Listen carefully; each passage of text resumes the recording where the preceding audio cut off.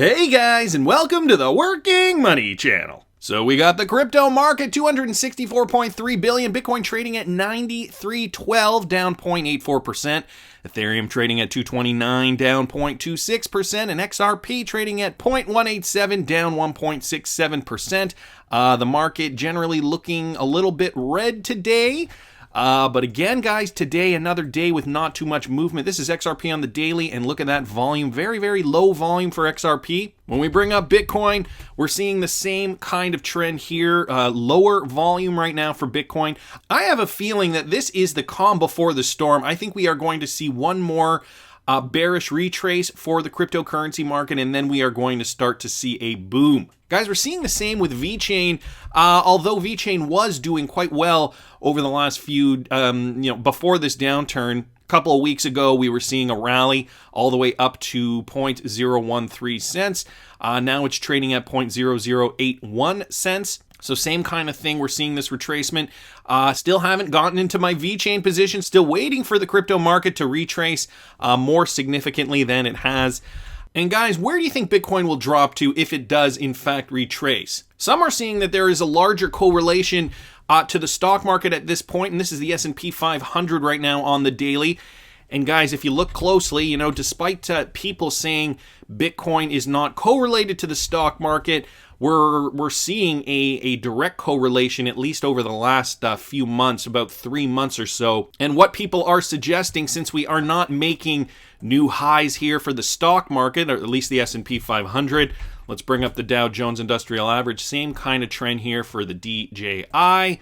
We aren't making new highs, and so that is essentially suggesting that we are going to make new lows and that we will go lower than even this level down here. And so, will that happen with Bitcoin as well? Will we go even below the $4,400 mark for Bitcoin, which in turn will bring the rest of the cryptocurrency market down with it? A scary proposition, although it is something to keep an eye on, and it is a good opportunity, of course, if you do have cash on hand.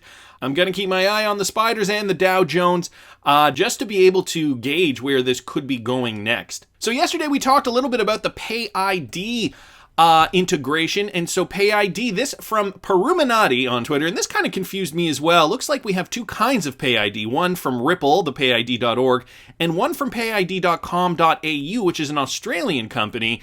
Is this the same PayID, or is this a different PayID? It seems as though it's a different one, although I don't know if anybody else has any insight on this. Maybe some viewers from Australia might be able to chime in here. Matthew Liny says, saw more than that ING, but don't think that they are related. Wonder who has the copyright. Interesting. I've seen the PayID Australian advertisements on, because I did a little bit of research for PayID, and some YouTube videos came up, and I came across some Australian advertisements for PayID. Some how-to videos to integrate your PayID, but this is for this Australian PayID, so I'm kind of confused. I'm assuming they're two different companies. And by the way, I'm very confused on how to create that PayID address. How do I do that? If somebody can help me, maybe, DM me or tag me in a tweet. I'm looking to get my PayID address up, and, there's so much information on the internet, but I think it is beyond me technology-wise, or at least the way it's being explained to me is beyond me technology-wise. I'm sure it's very simple once somebody shows you how to do it. Only if you guys have time, only if you have time. Guys, I saw this from Ian Northing.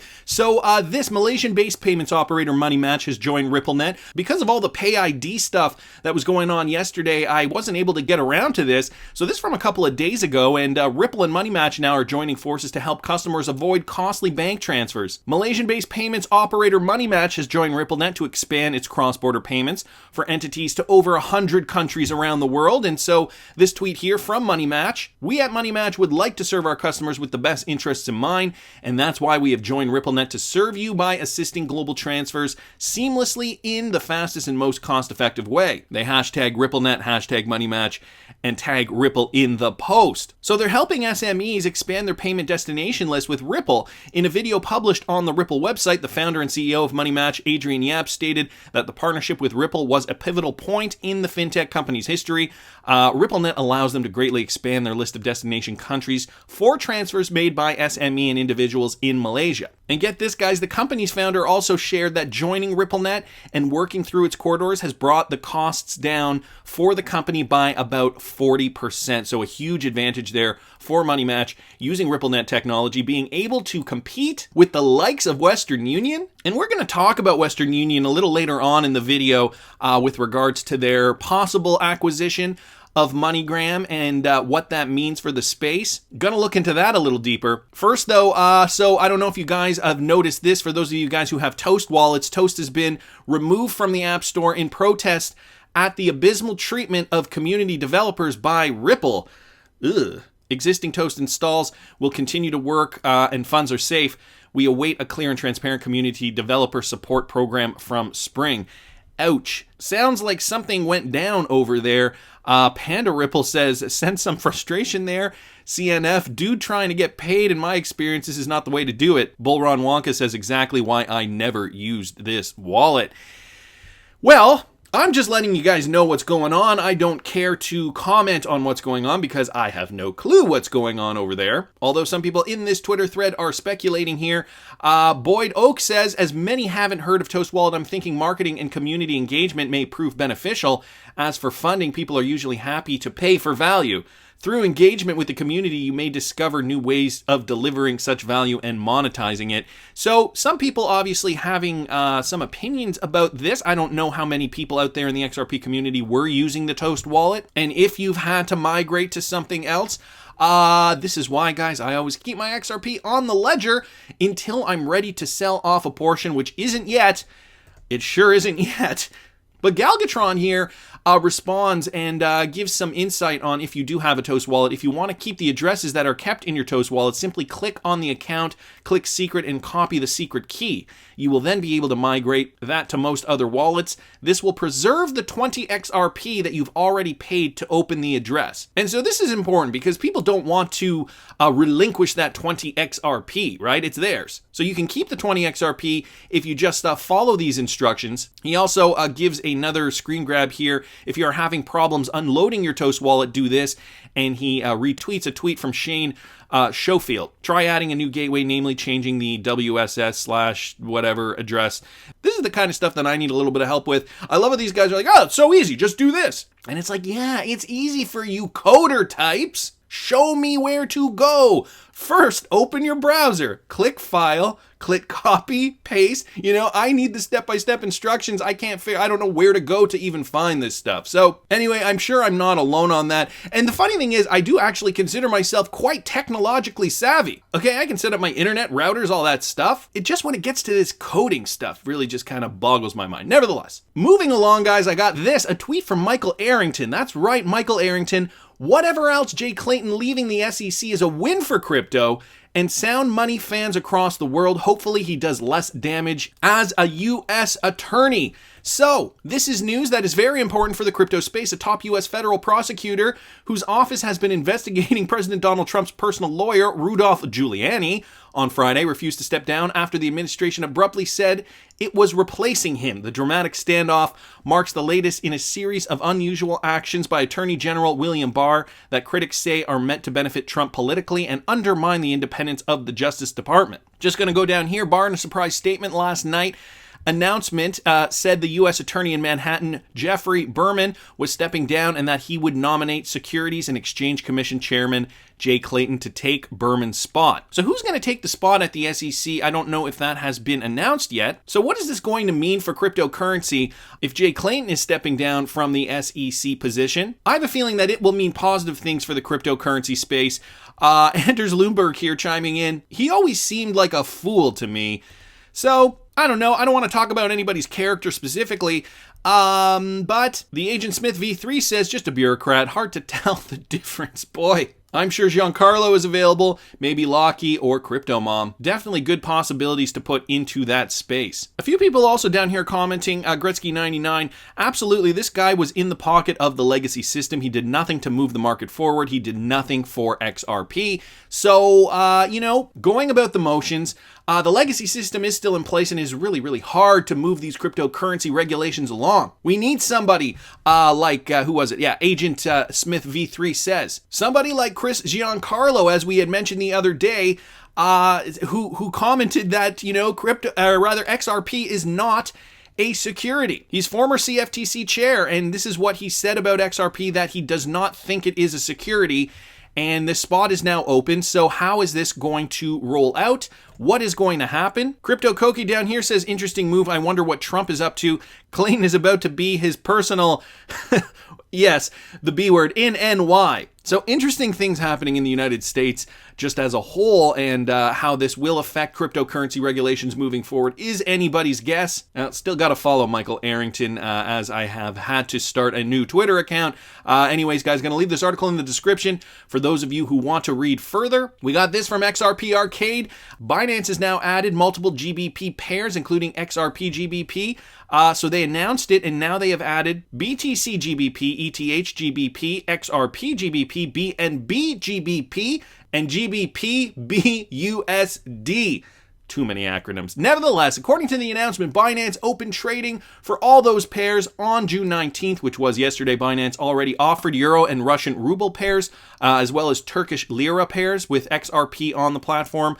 And now they have added some more crypto pairs on their platform. Less than a month ago, Bitstamp, Ripple's on-demand liquidity partner, exchange for the Euro and US dollar currencies, added the GBP XRP pair. A few days after that, Utility Scan began picking up ODL trades from GBP to the Philippine peso. So more exchanges picking it up. That means more volume will thus flow through XRP. This is going to be great in the next crypto bull run. Hopefully we will not see hangups at exchanges like we did before. I'm assuming this is what they're doing to prevent those same hangups that we saw before. People will eventually realize, well, there's a Bitcoin bull run. Bitcoin is in the six figures, and it is taking forever to transfer Bitcoin. Why don't I channel it through XRP, cash out with fiat, and Bob's your uncle? I wonder how many people will catch on to this and how long it will eventually take them. We got another one, guys, from the XRP Arcade. Zero Hash expands digital asset settlement supports for XRP and EOS. So Zero Hash is a FinCEN registered money service business, as well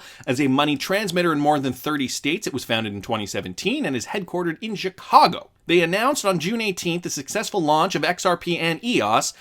This further enhances its settlement infrastructure that is now leveraged by payment processors, lenders, exchanges, and OTC desks. Zero Hash now supports settlements for over 600 plus asset pairs, comprising a dozen digital assets and 20 fiat currencies. So more great news for XRP adoption with Zero Hash. Guys, I'm going to leave the article in the description for those of you who want to read further. Want to keep moving along here, though. XRP Crypto Wolf posting this. Cambodia's central bank is riding their hopes of de-dollarization on national payments. So the National Bank of Cambodia revealed the technical details of its upcoming blockchain-based payment system dubbed Project Bakong this week. The central bank, which has been building Project Bakong since 2017, views its quasi-digital currency project as a high-tech revamp of the Khmer Rial, Cambodia's official currency, but hardly its de facto cash choice, as locals have forced the US dollar for decades.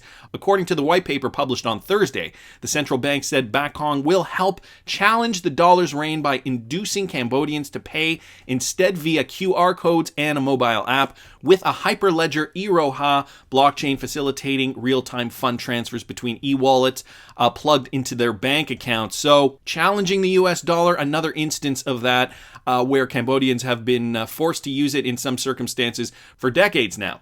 That permissioned blockchain will work between Bakong accounts and traditional accounts, record transactions on a distributed ledger, reach consensus via the block voting hash-based, yet another consensus algorithm, and process transactions in 5 seconds or less, according to the white paper. Transaction throughput is between 1,000 to 2,000 transactions per second, depending on tech specs, the central bank said in the white paper. This suggests that there is potential for this project to scale. So they're starting it off slowly but surely. 1,000 to 2,000 transactions per second is not bad. We know Ripple can do more with XRP at about, I think it clocks out at 15,000 per second if I'm not mistaken. Just going to move down here. Mass adoption may also grant the central bank a greater degree of control over Cambodia's monetary policy by breaking the dollar's decade-long local hold. Bank officials are already moving to oust the US dollar. Last month, the central bank announced plans to phase out $1, $2, and $5 banknotes by the end of August. Guys, the writing is on the wall. The US dollar looks like it is in a lot of trouble on many different fronts. So, countries where they have been using it as their currency now will be moving towards CBDCs, like Cambodia as an example. Not only that, with the Fed pumping money into the economy, and creating something that's looking like this, how will that have a long-term effect on the US dollar's standing on the global scale? This is why investors in droves are investing not only in XRP, but in cryptocurrency in general. If you are in cryptocurrency in the year 2020, you will likely be looked at as a mystical wizard-like prophet by your friends in the future. Oh, how did you know? How did you know? And you can tell them it was all on the internet. You just had to have the patience and interest to look into it. The amount of times I'm going to be hearing that, and you will all be hearing that when we are all filthy rich. And so we talked a little bit about MoneyMatch earlier on in the video. Now I wanted to bring your attention this from Michael at Val5Links on Twitter. Western Union was more expensive than MoneyGram in 85% of the major outbound corridors from the United States and in over 90% from the United Kingdom. So what could stop remittance giant Western Union from acquiring MoneyGram and changing the money transfer sector forever? It's interesting to note that, I'm not going to read this whole article, but I did read it. I'm just going to kind of talk about some of the high points here. And here's the thing, okay? Western Union over the decades has had this stronghold on the remittance market. They are kind of like the tier 1 banks of the remittance world. They had all the resources, they had all the business, and they did really, really well, took a lot of the market share. And some people are suggesting here, well, could there be, if they did take over MoneyGram, couldn't there be some antitrust issues because of the monopoly that they would hold? And the fact of the matter is, worldwide, they still only represent a small percentage of the market. So indeed, they could still take over MoneyGram, and it would make financial sense. But the reason they would have to do it is to literally take out their competition because they are struggling to save money. And my thought is, and it's not mentioned in here, but my thought is now that MoneyGram is on RippleNet, this is going to pose an even more significant challenge for Western Union to save money. It kind of reminds me of that whole Blockbuster situation. When Netflix came in, Blockbuster kind of just scoffed at first, saying, how could you guys possibly think you could compete? And at that time, Netflix wasn't even a on-demand streaming service. It was a mail-in DVD service where you would rent a DVD, they'd send it to you, and then you'd put it in an envelope and you'd mail it back through the post. That's correct. Okay? Then they switched gears, got on board with modern technology, and of course Netflix is what it is today, and Blockbuster is gone. So how far along is MoneyGram in this? Their CEOs, how far along, not MoneyGram, Western Union. How far along is Western Union in this? Their CEOs, what are they thinking? Do they realize at this point, boy, we really do need to jump on board or we are going to be obliterated? Do they still think they have a fighting chance? Because when you have money behind you, this ultimately does kind of maybe help your psychology to think, okay, well, we've got money. We can, we can throw money at the problem. We can do what we need to do. We've been doing great thus far. And it's a problem when you have people at the helm not seeing that when the technology changes, it changes the world. And I have a feeling that the people at Western Union are kind of maybe getting a little bit mired in that kind of a problem. Whereas MoneyGram, of course, jumped on board with RippleNet and they are seeing the savings, but they weren't the number one at that point. So their leap to success to get ahead is going to have to be far greater than that of Western Union. Now, had Western Union gone on to RippleNet before MoneyGram, I have a feeling Western Union would have been number one and stayed number one for a very, very, very long time. But you get it with these guys, the legacy systems, they don't like change. If it ain't broke, don't fix it. Well, in these kinds of financial environments, and especially now where remittances change even because of the pandemic, companies like Western Union are going to have to adapt to remain relevant. And so I read this article, and guys, I will link it in the description, but I wanted to point out this last part here. Why hasn't the deal happened already? Since Western Union and MoneyGram were last together in the 90s, why hasn't such a deal to bring these two parties back together happened sooner? First, some significant time had to pass for the money transfer landscape to change enough so that the dominance of these two players would reduce. Back in the mid-90s, it was the U.S. Federal Trade Commission that forced First Data Corporations to sell MoneyGram as part of its merger with First Financial in the first place. Here's what I found interesting. The new fintechs, such as Remitly, WorldRemit, Azimo, TransferGo, and Neum only started in the last 10 years and are finally beginning to gain scale.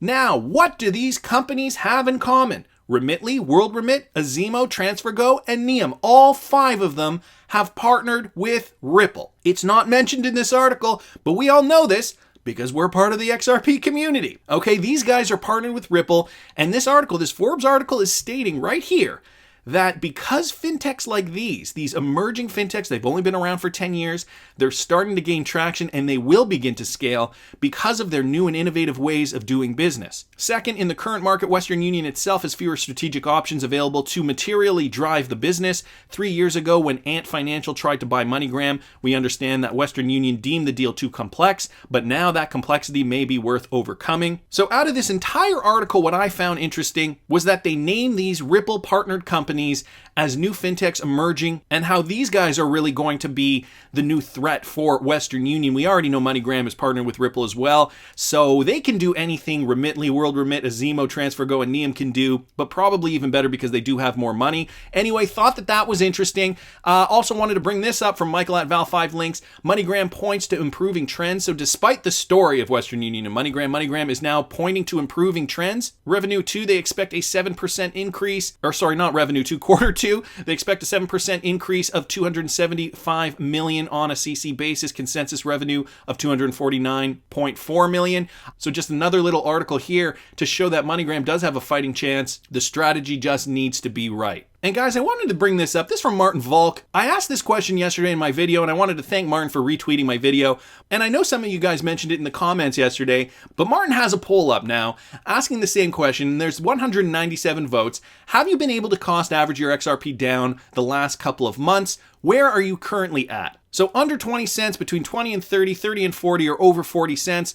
I'm in and around the 0.307 mark, so just over 30 cents. But technically I would be in this category here if you wanted to take it to an exact number, but closer to the 30-cent mark. A lot of people are saying that they are below 20 cents. Boy, you must have gotten an XRP early. Either that or you just got in today. So guys, I will link Martin's poll in the description of the video. Vote on it if you wish. There is 6 days left to vote. And so some food for thought here, guys, from Sir Gordon at GordonGecko369.